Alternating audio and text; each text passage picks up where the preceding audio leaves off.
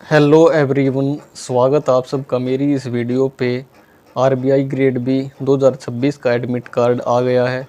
जिन भी कैंडिडेट ने इसके फॉर्म को अप्लाई किया था वो सभी इसके एडमिट कार्ड को डाउनलोड कर सकते हो। और मैं वीडियो के डिस्क्रिप्शन में भी उस वेबसाइट का लिंक दे दूँगा जहाँ से आप इसके एडमिट कार्ड को डाउनलोड कर सकते हो। Reserve bank of India grade B officer, जो कि काफ़ी अच्छी पोस्ट है आरबीआई में आपका इसमें मैनेजर की पोस्ट पे सिलेक्शन हो जाता है अगर आप इसके एग्ज़ाम को क्लियर कर लेते हो तो। इसके एग्ज़ाम को क्लियर करने के लिए आपको 3 स्टेजेज से गुजरना पड़ता है। सबसे पहले आपका फ़ेज़ 1 होता है, उसके बाद जब फ़ेज़ 1 आप क्लियर कर लेते हो तो आपका फ़ेज़ 2 का एग्ज़ाम होता है। फ़ेज़ 2 का एग्ज़ाम क्लियर करने के बाद आपका लास्ट में एक इंटरव्यू होता है। जब आप इन तीनों स्टेजों को क्लियर कर लेते हो तो आपका रिज़र्व बैंक ऑफ इंडिया में मैनेजर की पोस्ट पे सिलेक्शन हो जाता है। तो जिन भी कैंडिडेट ने इसके फॉर्म को अप्लाई किया था वो इसके फ़ेज़ 1 के एग्ज़ाम के एडमिट कार्ड को डाउनलोड कर सकते हो। इसमें फ़ेज़ 1 का जो एग्ज़ाम है उसमें आपके 4 सेक्शन से क्वेश्चन पूछे जाते हैं।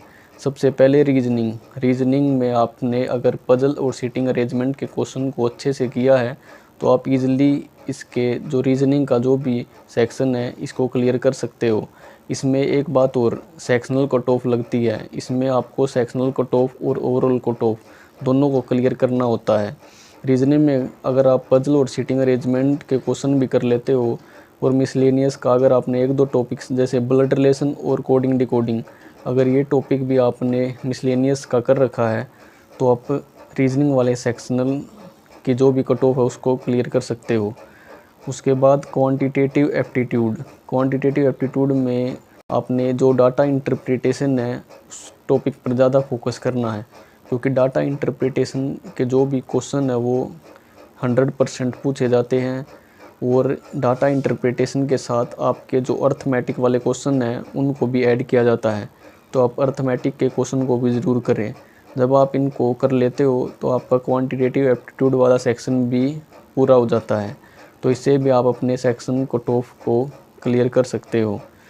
तो उसके बाद तीसरा जो सेक्शन है वो है आपका इंग्लिश में भी आपको अच्छा स्कोर करना है। इसमें एक तो आपका जो पैरा जंबल है उसके क्वेश्चन पूछे जाते हैं, दूसरा आपका क्लोज टेस्ट, और तीसरा सेंटेंस इम्प्रूवमेंट, और चौथा आपका रीडिंग कॉम्प्रिहेंशन। अगर आप इन 4 टॉपिक्स को भी क्लियर कर लेते हो तो आप इंग्लिश वाले सेक्शन को क्लियर कर सकते हो।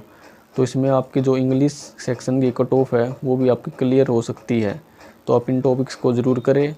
उसके बाद जो लास्ट सेक्शन है वो है general awareness, reasoning, quantitative aptitude, English. उसके बाद जो लास्ट सेक्शन आता है वो जनरल अवेयरनेस का आता है। जनरल अवेयरनेस वाले सेक्शन को क्लियर करने के लिए आपको एक तो रिज़र्व बैंक ऑफ इंडिया की जो एनुअल रिपोर्ट है उसको करना होगा, आरबीआई की एनुअल रिपोर्ट। दूसरा आपको आरबीआई की जो मॉनेटरी पॉलिसी रिपोर्ट होती है, जितनी भी मॉनेटरी पॉलिसी की मीटिंग हुई है उनको आपको अच्छे से ध्यान रखना है। और जो भी मॉनेटरी पॉलिसी मीटिंग्स में रेपो रेट और रिवर्स रेपो रेट में जो भी चेंजेस हुए हैं उनको भी आपको उनका खास ध्यान रखना है, क्योंकि इसी टाइप के जो क्वेश्चन है वो एग्ज़ाम से पूछे जाते हैं। इसमें मॉनेटरी पॉलिसी कमेटी की जो भी मीटिंग कंडक्ट होती है और जो मीटिंग कंडक्ट होने के बाद जो भी उसका रिव्यू रहता है तो उसका आपको जो भी डाटा है अच्छे से रिवाइज करना है। इसमें आपको आरबीआई की फाइनेंशियल स्टेबिलिटी रिपोर्ट आती है, उस रिपोर्ट को भी आपको अच्छे से करना है। आपको फॉरेन एक्सचेंज रिपोर्ट के डाटा को भी अच्छे से करना है। उसके बाद यूनियन बजट और इकोनॉमिक सर्वे का जो डाटा है आपको उसको भी अच्छे से रिवाइज करना है। तो जनरल अवेयरनेस में आपको इन सभी चीज़ों को करना है। ये 4 section, reasoning, quantitative aptitude, English और जनरल अवेयरनेस, जब आप इन चारों सेक्शनों को कर लेते हो तो फिर आपका जो फ़ेज़ 1 का एग्ज़ाम है वो क्लियर हो जाएगा। इन 4 सेक्शनों को अच्छे से करो, क्योंकि आपका जो फ़ेज़ 1 का एग्ज़ाम है इन चारों सेक्शनों पर टिका हुआ है। इन 4 सेक्शनों को क्लियर करने के बाद आप फ़ेज़ 1 के एग्ज़ाम को निकाल सकते हो।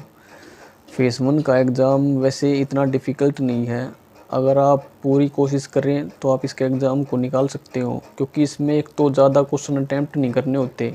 इसमें अगर आप कम क्वेश्चन भी अटैम्प्ट कर रहे हो विद 100% एक्यूरेसी के साथ तो आप इसके एग्ज़ाम को क्लियर कर सकते हो।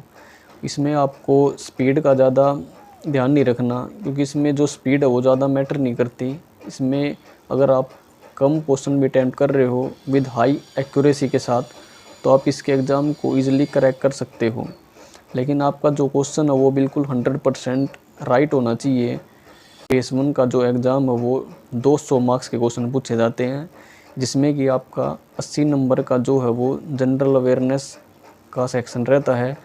इसमें आपका जो इंग्लिश है वो 30 नंबर का रहता है और क्वांटिटेटिव एप्टीट्यूड भी आपका 30 नंबर का रहता है। रीजनिंग आपका 60 नंबर का रहता है। तो इसमें आपको सभी को सेक्शनल कट ऑफ के साथ साथ ओवरऑल कट ऑफ भी क्लियर करनी है। तो ये फेस 1 का जो एग्ज़ाम पैटर्न है कुछ इस तरीके से है। आपको इसको अच्छे से रिवाइज़ करना है। इसी तरह की गवर्नमेंट जॉब से रिलेटेड अपडेट्स के लिए आप मेरे यूट्यूब चैनल को सब्सक्राइब कर सकते हो। अगर आपको वीडियो अच्छी लगी हो तो इसे लाइक कर देना और इसे अपने दोस्तों के पास शेयर करना। इस वीडियो में बस इतना ही, बाकी मिलता हूँ आपसे फिर नई वीडियो में। तब तक के लिए राधे राधे सभी को।